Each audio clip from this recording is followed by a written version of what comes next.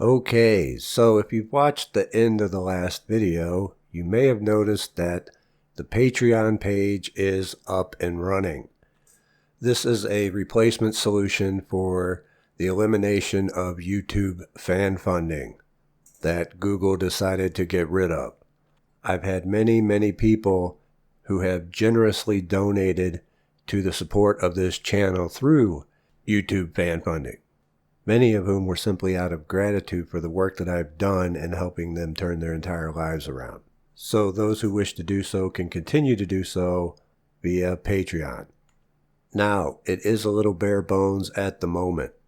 There currently are no reward tiers, mainly because I'm having difficulty coming up with any. I don't quite fancy the idea of putting even more things behind a paywall. I already have programs for that.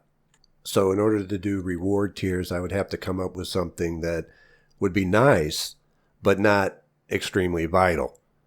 So for now, Patreon is simply going to serve as a tip jar, much like YouTube fan funding was. That may or may not change depending on how well it does. The thing to keep in mind about Patreon is that it works like a subscription. So whatever it is that you donate, they will bill you monthly.